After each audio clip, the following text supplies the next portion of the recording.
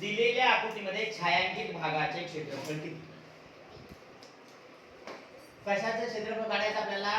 छायांकित भागाचे क्षेत्रफळ.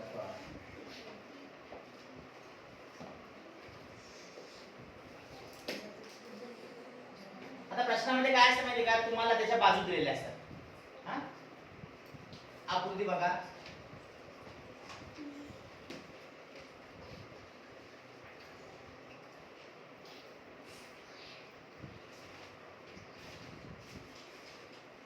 हा छायांकित भाग आहे म्हणला.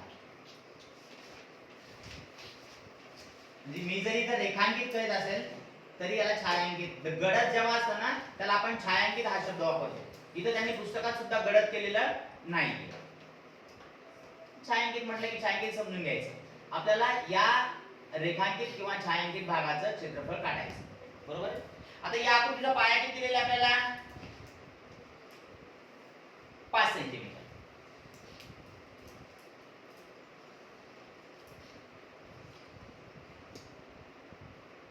उंची किती दिलेली आहे? हे इथून इथपर्यंत अंतर आहे 3 सेंटीमीटर.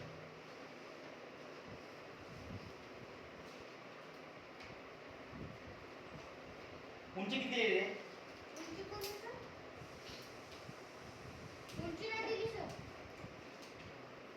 उंची दिली नाही. बर.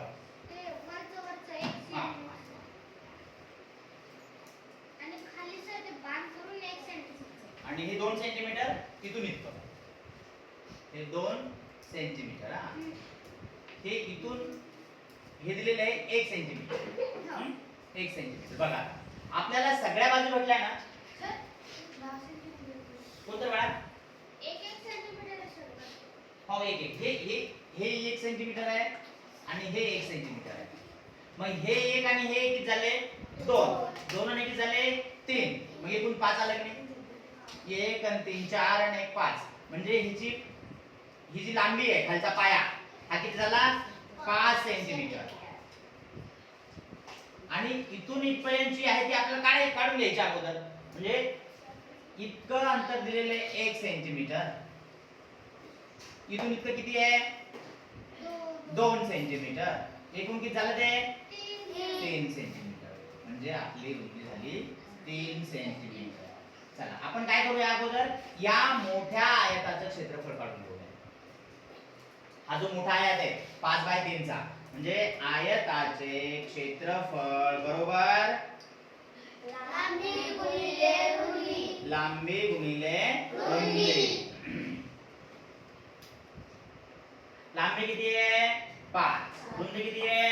3. 5 ते 15 सेंटीमीटर. चौरस सेंटीमीटर. एकक लिहायला विसरायचं नाही हा. चौरस सेंटीमीटर.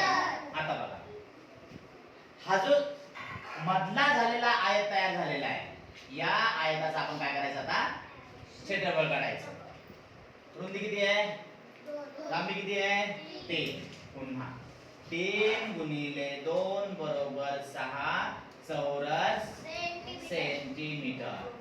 आता या मोठ्या म्हणजे हा जो आयत आहे या आयताचं क्षेत्रफळ या मोठ्या आयताच्या क्षेत्रफळातून अर्णव काय करायचं? हा लक्ष ठेवा. 15 वजा 6 किती आलं? 9 चौरस